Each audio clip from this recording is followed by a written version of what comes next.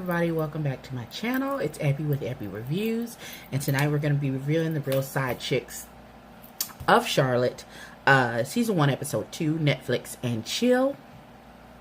So when we come back right back to Lynette's housewarming party, where she's talking to her bird brain friend Deanna, who she told not to bring that little raggedy ass boy to her house, but she brought him anyway.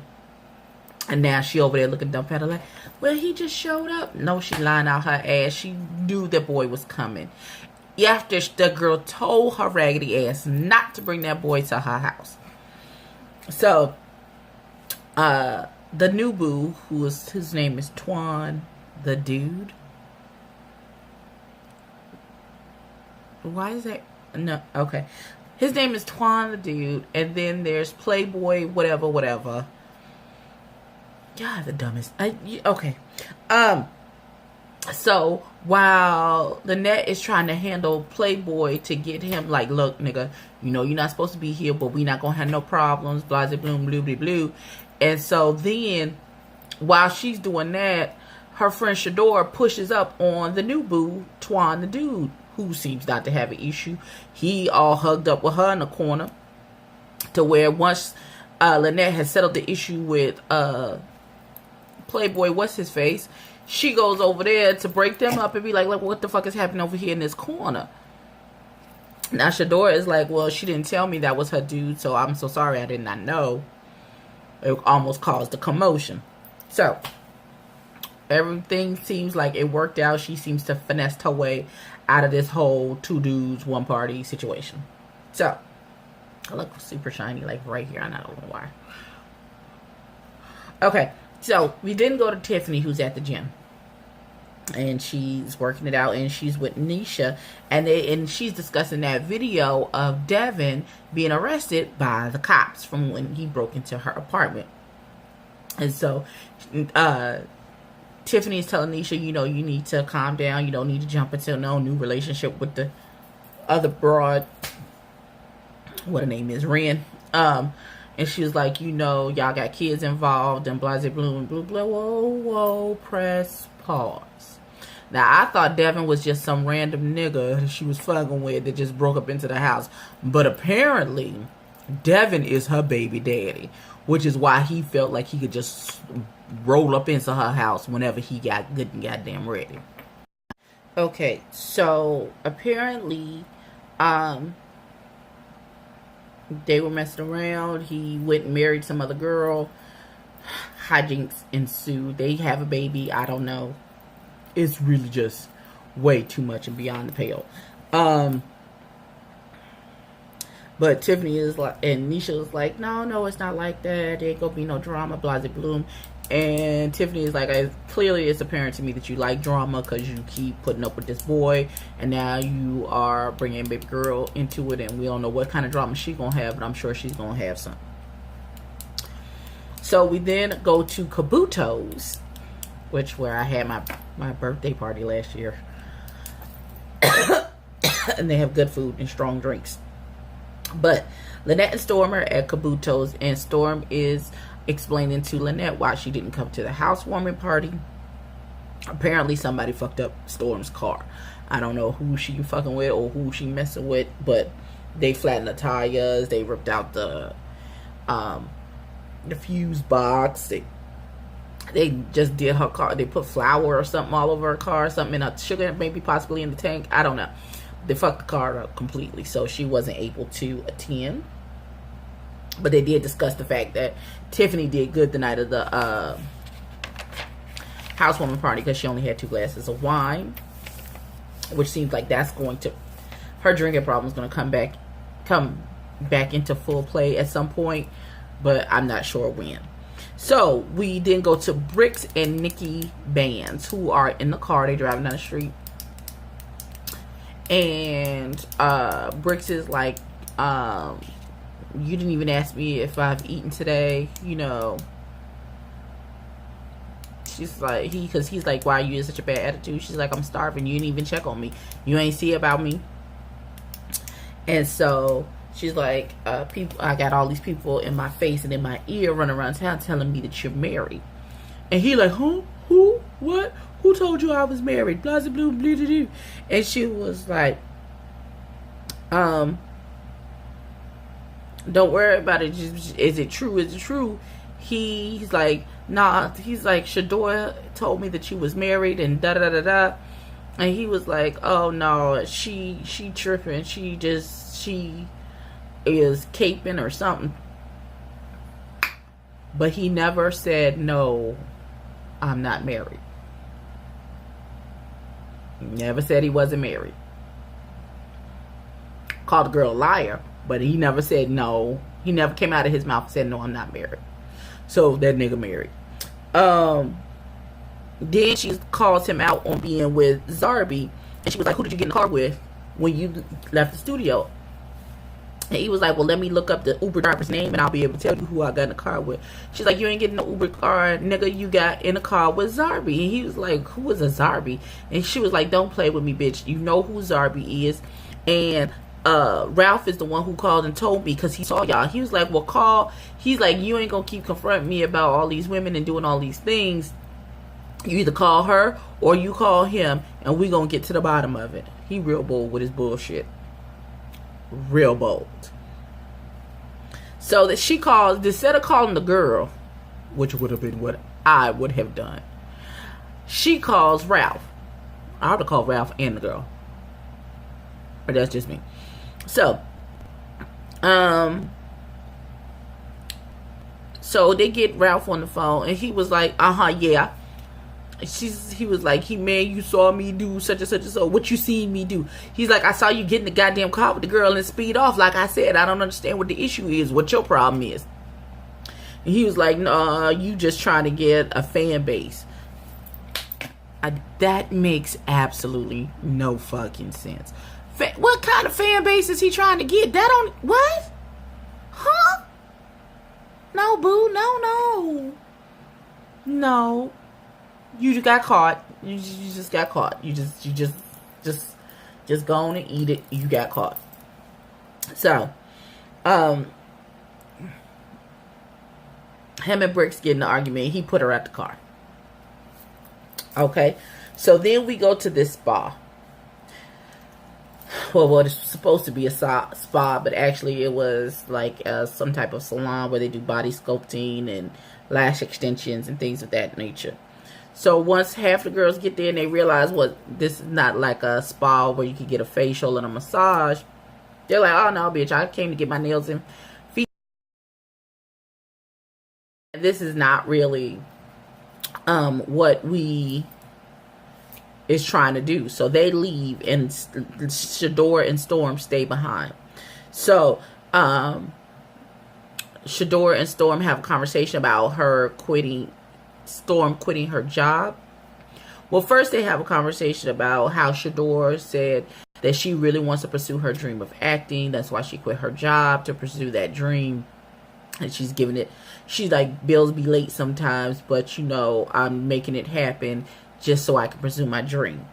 Then Storm tells Shador that she is going to quit stripping. And Shador is like, why would you ever do that? Why would you stop doing that? Just because Noah wants you to stop stripping, is that why you're going to stop stripping? You be making all this good money, blah, blah, blah, blah, blah, blah. Now, it was okay for Shador to quit her job to pursue her dream. But when Storm says she wants to quit her job to pursue having a family and to pursue her dream of opening up a business, then that's an issue. Eventually, Shador comes around and says, well, whatever you want to do, I'll be happy for you and support you. Okay. So Lynette goes to New York. She flies into New York and she invites herself into Twan, what's his face's house.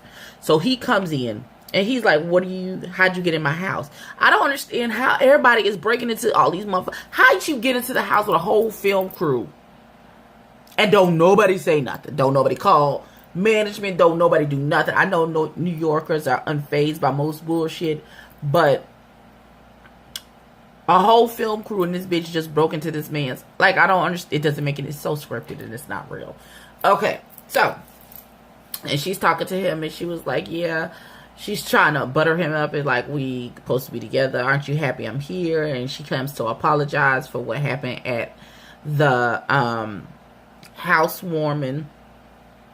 And we finally get a good look at Twan.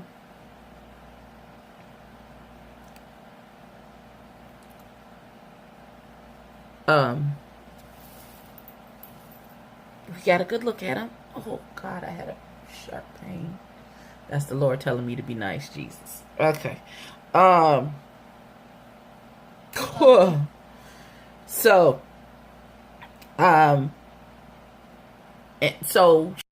she's apologizing for fucking it up, and at the housewarming, talk about, oh, you the only one, you know how we get down, I'm down for you, you down for me. He's like, you make me feel some type of way, blah blah bloom. She crawls up into his lap, and then she's like, I got a surprise for you, and she brings out another broad so they can have a threesome. Now, I would just like to say, I'm sorry, when you have big titties and you eat, food be down in your cleavage. Never in my black nigga life, never ever, any man that gets in a relationship, let me be very clear about what's going to happen with me, because I'm not a real side chick of Charlotte, so this is just not something that's going to happen with me. I don't have any bad bitch friends I'm going to bring to play with you. If you, that's just not how. You're just going to accept this apology out of my mouth, possibly some good head, I don't know. You not getting a whole nother bitch. That's not how it works.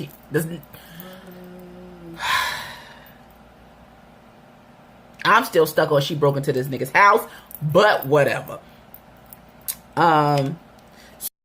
We then go to Shador and some young man named Smooth. We couldn't see him in the dark because they was coming out of the movie theater.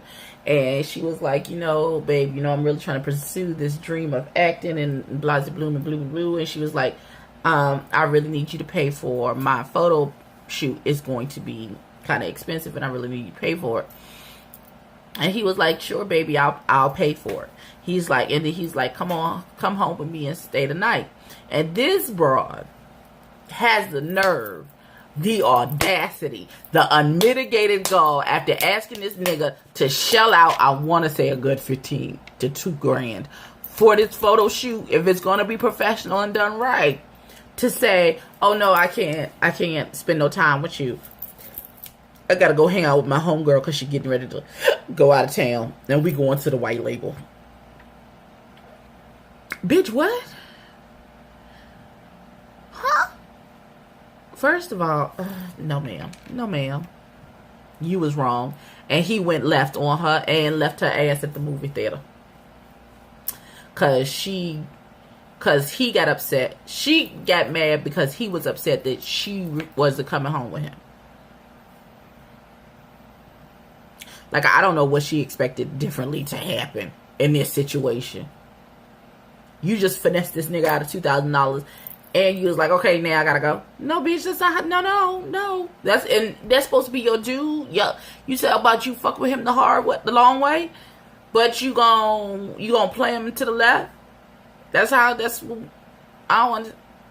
Okay, that don't make no goddamn sense. Nigga offered me $2,000. Sorry, friend. Right. Hell, if you was my nigga, and you say come home, okay, daddy's calling, I got to go. This has been lovely. I love all of y'all, but I got to go. But the Lord watch. But who is me? Who is me? Much how the episode ended. Oh no, Briggs. Okay, so Briggs is upset now that Nikki done put her out the fuck. So she goes to Ralph's salon to confront him. All he did was call you and say, bitch, your man got in the car with this girl. That's all he did. She confronts him and was like, well, why did you bring her to the party? Which, that part I understand. You knew I was having an issue. You knew you saw her get in the car. You know she fucking my man. Why would you bring this broad to this party? And he was like, well, just because you have an issue with her don't mean I have an issue with her. Nigga. Again, these some ancient friends. Clearly, they're not friends. They're not really associates. They really don't even like each other. For you to have so little regard for her and her feelings that you brought this other broad. It's going to stop again.